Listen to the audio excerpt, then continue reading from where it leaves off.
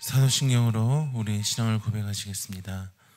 전능하사 천지를 만드신 하나님 아버지를 내가 믿사오며 그 외아들 우리 주 예수 그리스도를 믿사오니 이는 성령으로 잉태하사 동정녀 마리아에게서 나시고 본디오 빌라도에게 고난을 받으사 십자가에 못 박혀 죽으시고 장사한 지 사흘 만에 죽은 자 가운데서 다시 살아나시며 하늘에 오르사 전능하신 하나님 우편에 앉아 계시다가 저리로서 산 자와 죽은 자를 심판하러 오시리라. 성령을 믿사오며 거룩한 공예와 성도가 서로 교통하는 것과 죄를 사하여 주시는 것과 몸이 다시 사는 것과 영원히 사는 것을 믿사옵나이다. 아멘. 찬송가 525장 함께 찬양하시겠습니다. 찬송가 525장입니다.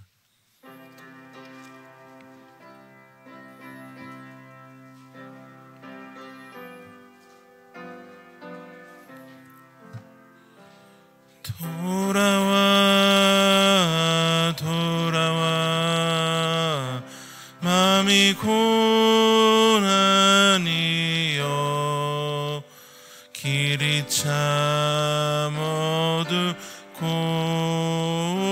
매우 험하니 집을 나간 자여 어서와 돌아와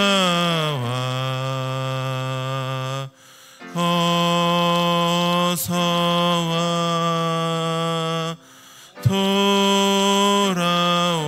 돌아오라 돌아와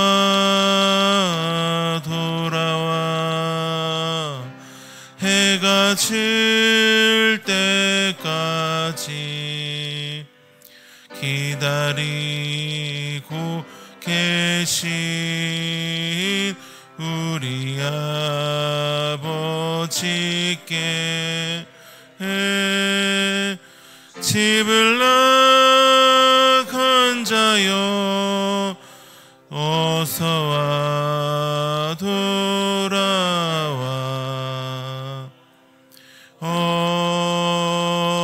어서와 돌아오라 돌아와 돌아와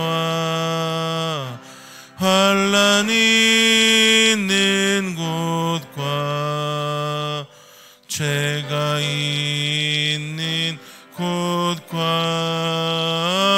미혹받는 데서 집을 나간 자여 어서와 돌아와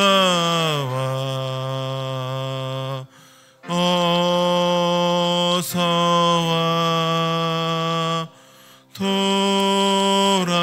돌아오라 돌아와 돌아와 집에 돌아오라 모든 것 풍성한 아버지 집으로 집을 나간 자여 어서와 돌아와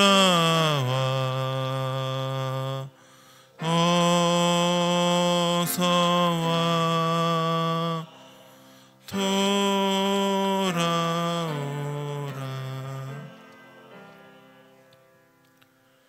하나님 말씀 예레미야 31장 10절에서 22절까지 말씀입니다. 예레미야 31장 10절에서 22절까지 말씀입니다. 제가 가진 성경책으로 구약 1101면에 있는 예레미야 31장 10절에서 22절까지 말씀 교독하시겠습니다. 이방인들이여 너희는 여호와의 말씀을 듣고 먼 섬에 전파하여 이르기를 이스라엘을 흩으신 자가 그를 모으시고 목자 그 양떼에게 행한같이 그를 지키시리로다. 여호와께서 야곱을 구원하시되 그들보다 강한 자의 손에서 속량하셨으니 그들이 와서 시온의 높은 곳에서 찬송하며 여호와의 복 곧 곡식과 새 포도주와 기름과 어린 양의 떼와 소의 떼를 얻고 크게 기뻐하리라. 그 심령은 물된 동산 같겠고 다시는 근심이 없으리로다 할지어다. 그때 처녀는 춤추며 즐거워하겠고 청년과 노인은 함께 즐거워하리니 내가 그들의 슬픔을 돌려서 즐겁게 하며 그들을 위로하여 그들의 근심으로부터 기쁨을 얻게 할 것이며 내가 기름으로 제사장들의 마음을 흡족하게 하며 내 복으로 내 백성을 만족하게 하리라. 여호와의 말씀이니라. 여호와께서 이와 같이 말씀하시니라. 라마에서 슬퍼하며 통곡하는 소리가 들리니 라헬이 그 자식 때문에 애곡하는 것이라. 그가 자식이 없어져서 위로받기를. 여호와께서 이와 같이 말씀하시니라. 내 울음소리와 내 눈물을 멈추어라. 내 일에 삭슬 받을 것인즉 그들이 그의 대적의 땅에서 돌아오리라. 여호와의 말씀이니라. 너의 장래에 소망이 있을 것이라. 너의 자녀가 자기들의 지경으로 돌아오리라. 여호와의 말씀이니라. 에브라임이 스스로 탄식함을 내가 분명히 들었노니 주께서 나를 징벌하심에 멍에 익숙하지 못한 송아지 같은 내가 징벌을 받았나이다. 주는 나의 하나님 여호와시니 나를 이끌어 돌이키소서. 그리하시면 내가 돌아오겠나이다. 내가 돌이킨 후에 뉘우쳤고 내가 교훈을 받은 후에 내 볼기를 쳤사온즉 이는 어렸을 때 치욕을 짐으로 부끄럽고 욕됨이니이다. 에브라임은 나의 사랑하는 아들 기뻐하는 자식이 아니냐. 내가 그를 책망하여 말할 때마다 깊이 생각하노라. 그러므로 그를 위하여 내 창자가 들끓으니 내가 반드시 그를 불쌍히 여기리라. 여호와의 말씀이니라. 처녀 이스라엘아, 너의 이정표를 세우며 너의 편말을 만들고 큰 길 곧 내가 전에 가던 길을 두라. 돌아오라. 네. 함께 읽으시겠습니다. 반역한 딸아, 내가 어느 때까지 방황하겠느냐. 여호와가 새 일을 세상에 창조하였나니 곧 여자가 남자를 둘러싸리. 아멘. 이른 새벽에 주님 전에 올라오시면서 7번의 성도님께서 일천번제 예물을 드리셨습니다. 오늘 말씀은 이렇게 시작합니다. 10절에 이방들이여 너희는 여호와의 말씀을 듣고 섬에 전파하여 이르기를 이스라엘을 흩으신 자가 그를 모으시고 목자가 그 양떼에게 행한같이 그를 지키시리로다. 이방들이여 라고 시작합니다. 이제 여호와의 말씀을 듣고 전파하는 일은 줄곧 선지자를 통하여 일어났던 일입니다. 그렇다면 이 말씀이 이방 나라들을 선지자로 택하셔서 하나님의 일을 증거한다라는 의미일까요? 이제 구속사로 보면 맞는 말입니다. 전혀 하나님의 택하심을 받을 수 없는 이방 나라들, 그리고 우리들이 지금은 예수님으로 인하여 구원을 받았고 그 구원의 메시지, 하나님께서 지키시고 모으신다라는 이제 복음을 증거하고 있기 때문에 이제 현재를 살아오고 있는 우리와 미래의 다음 세대들, 그리고 하나님 나라를 살고 있는 우리들에게 맞는 말씀입니다. 그리고 그것보다는 좀 더 직접적으로 어떤 의미를 지니고 있냐면은 이스라엘이 이제 누리게 될 회복이 객관적이고 확실한 진리의 말씀이다라는 의미를 가지고 있습니다. 그래서 이방 나라들이라고 이야기했고, 이제 흩으신 자가 모으시고 심판하신 자가 지키시는 것은 이제 구원의 일반적인 방법입니다. 왜냐하면은 하나님께서는 이제 죄를 미워하시고 그 죄를 가만히 두지 않으시고 심판하시기 때문입니다. 심판 또한 하나님의 사랑의 방법입니다. 무조건 오냐가 아니라 잘못된 길에서 돌아서게 하시고 주를 보게 하시는 거죠. 이스라엘 백성을 지키실 것이다 라는 회복의 메시지를 지금 어디에서 듣고 있냐면은 이들은 무너진 그 자리, 포로의 자리에서 이들은 듣고 있습니다. 이스라엘 백성을 지키실 것이다. 회복의 자리, 회복을 원하는 사람, 회복을 원하는 장소는 언제나 이제 무너진 장소이고요. 삶에서 어긋난 곳입니다. 하나님께서 지금 이스라엘을 회복시키시려고 하시는데 참 신기한 것은 흩으신 자가 모으신다라는 겁니다. 여기에 이제 하나님의 사랑과 공의 모두가 들어 있습니다. 하나님께서는 죄를 미워하십니다. 참으로 미워하십니다. 잠언에 보면요, 이제 여호와를 경외하는 것은 악을 미워하는 것이라고 말씀하셨고, 이제 여호와께서 미워하시는 것, 그 마음에 싫어하는 것을 이제 67가지라고 하면서 교만한 눈, 거짓된 혀, 무죄한 자의 피를 흘리는 손, 악한 계교로 꾀하는 마음, 빨리 악으로 달려가는 발, 거짓을 말하는 망령된 증인과 및 형제 사이를 이간하는 자이니라 라고 하시고, 지혜이신 하나님께서 자신의 입술은, 당신의 입술은, 하나님의 입술은 이제 악을 미워한다고 하셨고, 이제 악인의 제사, 악인의 길은 미워하신다고 하셨습니다. 성경 곳곳에서 죄에 대해서는 미워하시고 싫어하신 하나님의 모습이 분명하게 증거되어 있습니다. 그렇다면 우리의 문제는 무엇일까요? 죄는 죄대로 가지고 가면서, 죄는 죄대로 짓고 살아가면서 하나님을 사랑하는 사람으로 살고 싶어하는 것이 문제입니다. 그렇지만 하나님께서는 죄에 대해서는 분명히 심판을 하십니다. 그것이 이스라엘에게는, 유다에게는 흩어버리시고 이제 포로로 끌려가게 하신 일로 나타나는 것이고, 우리에게도 마찬가지입니다. 죄의 값은 지불되어져야 되고 그 책임은 져야만 합니다. 그렇지만 우리에게 나타난 그 모든 죄의 값을 예수님께서 대신 짊어지시고 책임지시고 십자가에 달려 죽으시고 부활하셨기 때문에 그 예수님을 믿는 자마다 영생을 얻고 죄사함을 얻고 자유를 누리게 됩니다.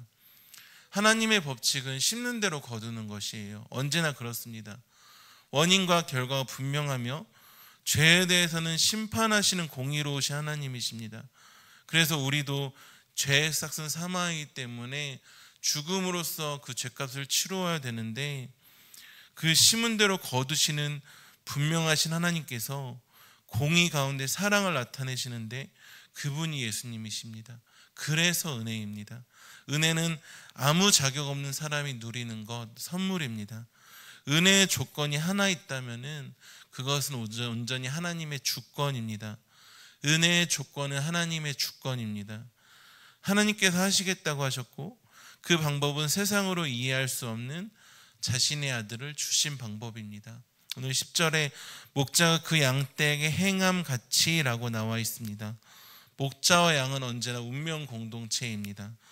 여기에서 이제 목자가 그 양떼에게 행함같이라고 해서 단순히 흩어진 양들을 모으는 목자만 생각이 될 수 있는데, 흩어진 이스라엘 유다를 다시 회복시키시고 흩으신 자들을 모으시는데 그 목자 그 양떼에 행함같이 지키신다고 하십니다.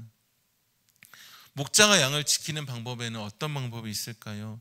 세상의 목자들은 이제 맡겨진 정도로만, 삭슬 받을 정도로만 일을 합니다. 그러하기에 당시에 그들에게 붙었던 표현이 있죠. 삭군이라고요. 그러나 하나님께서는 자신의 백성을 모으시고 지키시는 방법이 있는데, 그것은 자신의 목숨을 버리시는 방법입니다. 요한복음 10장 11절에 나는 선한 목자라, 선한 목자는 양들을 위하여 목숨을 버리거니와. 단순히 오늘 말씀에서 이제 목자 그 양떼에 행함같이 지킨다라고 나온 부분에 대해서 예수님께서 자신에 대해서 어떻게 설명하시냐면은 선한 목자다. 그리고 그 선한 목자는 양떼를 위해서 목숨을 버리는 방법으로 지키시고 모으신다라는 말씀입니다. 그러니까 은혜입니다. 절대적인 은혜. 그리고 31장 11절에 여호와께서 야곱을 구원하시되 그들보다 강한 자의 손에서 속량하셨으니, 하나님께서 야곱, 그러니까 이스라엘을 구원하신다라고 말씀하시는데 그들보다 강한 자의 손에서 속량하신다라고 하십니다. 세상은 언제나 양육강식입니다. 강자가 약한 자의 손에서 필요한 것을 빼앗고 그러한 것들을 당연하게 여기고, 이제 못 빼앗는다면 어리석게 여기고, 그게 세상이고 그것을 우리는 현실이라고 합니다. 지독한 현실. 아무 이유 없는 호의는 이제 경계해야 맞는 것이잖아요. 그런데 교회는 다르더라고요. 교회는 성도님들께서 이것저것 챙겨주세요. 또 하나님께 감사해서 드리는 것인데 교육자라고 목사라고 챙겨주시고 도와주시고, 또 때마다 시마다 교회 나오셔서 기도하시고 청소하시고 주변을 살피시고, 다 이유 없는 호의죠. 이유가 있다라면은 오직 하나님께 대한 감사, 뭔가를 바라고 챙겨주시는 게 아니시거든요. 하나님께서 은혜를 주셨는데 그 은혜에 대해서 감사하는 방법을 교역자 또 교회를 향해서 흘려보내시는 거거든요. 그러니까 세상과는 전혀 다른 방법이죠. 세상에서는 어리석음이고 손해이지만 고린도전서 1장 25절의 말씀처럼 하나님의 어리석음이 사람보다 지혜롭고 하나님의 약하심이 사람보다 강하니라 라는 말씀을 의지해서 하나님 편에서 하나님 방법대로 하나님의 어리석음으로 살겠다. 세상에서는 손해라고 하는 그 모든 것들이 주신 은혜에 감사하는 모습이고, 세상의 어떤 지혜보다 지혜롭고 어떤 강함보다 강하다는 것을 아시기 때문에 하실 수 있는 섬김의 모습들 아니십니까? 그리고 11절에 그들보다 강한 자의 손에서 하나님께서 속량하실 수 있는 이유는 우리의 어떤 문제보다 어떤 강함보다 하나님께서 더 강하시기 때문에 가능한 일입니다. 그것을 믿기 때문에 12절에 그들이 와서 시온의 높은 곳에서 찬송하며 여호와의 복 곧 곡식과 새 포도주와 기름과 어린 양의 떼와 소의 떼를 얻고 크게 기뻐하리라. 그 심령은 물된 동산 같겠고 다시는 근심이 없으리로다 할지어다. 그 심령이 물된 동산 같겠고 다시는 근심이 없다고 하십니다.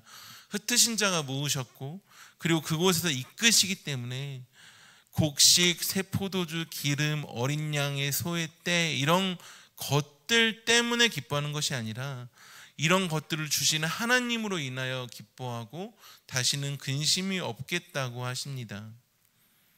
여호와의 복, 곧입니다. 여호와의 복 때문에 기뻐하는 것, 하나님 때문에 기뻐하는 것입니다. 왜냐하면은 곡식, 새 포도주, 기름, 어린 양의 때, 소의 때, 이런 것들 때문에 기뻐한다면은 새 포도주는 언젠가 헌포도주가 될 것이고, 물론 이제 포도주의 가치는 헝개되면 헝개될수록 올라갑니다. 그렇게 새 포도주보다는 헌포도주를 더 기뻐해야 되고, 또 곡식은 이제 먹어버리면 그만이고, 어린 양은 결국 늙을 것이고, 소의 때도 없어질 것입니다. 이런 것들 때문에 기뻐한다면 물된 동산이 아니겠죠. 그냥 약간의 물 웅덩이 정도만 될 것입니다. 근데 성경에서는 정확하게 말합니다. 물된 동산이라고요. 그것은 그 즐거움이, 기쁨의 원천이 그런 눈에 보이는 것, 현실, 물질적에 있는 것이 아니라 그것들을 허락하신 하나님의 기쁨의 원천이다. 그 의미로 물된 동산이라고 이야기를 하고 있습니다. 13절에 그때 처녀는 춤추며 즐거워하겠고 청년과 노인은 함께 즐거워하리니 내가 그들의 슬픔을 돌려서 즐겁게 하며 그들을 위로하여 그들의 근심으로부터 기쁨을 얻게 할 것임이라. 더 분명하게 나오죠. 하나님께서 그들의 슬픔을 돌려서 즐겁게 하실 것이고 그들을 위로하여 근심으로부터 기쁨을 얻게 하신다고 하십니다. 어떠한 슬픔 가운데 처해 계십니까? 어떤 근심당 가운데 계십니까? 그러한 것들에서 내 자신이 눈을 돌린다고 할지라도, 혹은 반대로 당장 눈앞에 있는 곡식, 새 포도주, 기름, 어린 양의 때, 소의 때, 이런 것들에 집중하고 이런 것들에 관심을 쏟는다고 할지라도 그 슬픔은 돌아가지 않고요, 근심으로부터 얻는 것은 근심뿐입니다. 하나님께서 슬픔을 돌려주셔야 되고요, 위로해 주셔야 근심으로부터 기쁨을 얻게 되는 것입니다. 우리의 문제는 내가 슬픔에서 돌아서려고 하고 내가 나를 위로하려고 하는 것입니다. 그러니 백날 첫날 이제 그 돌아서려고 해도 못 돌아서는 것이죠. 왜냐하면은 문제는 여전히 해결되지 않았고 여전히 답답한 현실을 살아가야 되거든요. 내가 나를 위로하고 알아준다라는 것은 심리학에서 참으로 중요한 문제이고 해답입니다. 그렇지만 진정한 기쁨은 나에게 허락하고 맡겨주신 하나님께로부터 오는 것을 잊지 않는 우리가 되길 소망합니다. 하나님께 시선을 두십시오. 하나님께 돌려달라 하셔야 되고 하나님의 위로가 우리에게는 절실히 필요합니다. 14절, 내가 기름으로 제사장들의 마음을 흡족하게 하며 내 복으로 내 백성을 만족하게 하리라. 여호와의 말씀이니라. 기름이 우리를 흡족하게 하는 것이 아니라 내가 기름으로, 여기에서도 내가에 집중해야 됩니다. 여기에서 내가는 하나님이십니다. 하나님께서 우리들의 마음을 흡족하게 하실 것이고 하나님 자신의 복으로 만족시키십니다. 그것이 아까 처음에 이야기 드렸던 은혜입니다. 죄로 인해서 아무것도 못하고 죽을 수밖에 없는 죽었던 우리에게 예수를 보내셔서 세상 어느 기쁨이 구원의 기쁨과 비교할 수 있을까요? 단순히 흩어져 있는 이들을 모은다는 것은 현실을 바꾸어 주신다는 의미보다 더 큰 의미가 있는데 바로 구원입니다.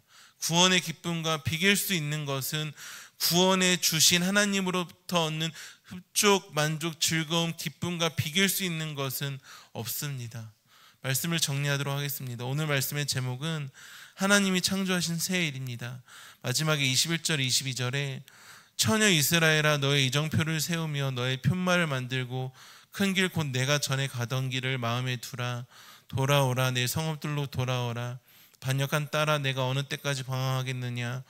여호와가 새 일을 세상에 창조하였나니 곧 여자가 남자를 둘러싸리라. 이스라엘 보고 처녀라고 하십니다. 하나님과의 의뢰의 관계를 이제부터 성경에서 하나님을 신랑, 우리를 신부로 이야기하십니다. 여자가 남자를 둘러싸리라. 이 말은 이제는 신부된 우리가 하나님을 둘러싼다, 하나님을 전심으로 사랑하게 될 것이다 라는 말이고, 하나님을 사랑하는 것이 하나님이 창조하신 새 일이라는 의미입니다. 죄로 인해 죽었고 그래서 하나님을 사랑할 수 없던 우리를 먼저 사랑하셔서 아들을 보내주시고 구원해 주시고 진정한 기쁨을 주시고, 그 기쁨 가운데 나 혼자 즐기고 나 혼자 좋고 그게 아니라 감사하게 하시고 헌신하게 하시고, 가장 중요한 것, 사랑할 수 없던 우리가 하나님을 사랑하게 하시는 것, 그것은 천지가 창조되는 일에 버금갈 정도로 창조하신 새 일이라는 것입니다. 오늘 한 날도 하나님을 더욱더 사랑하심으로 하나님이 창조하시는 새 일을 이루어가는 우리가 되길 소망합니다. 기도하겠습니다.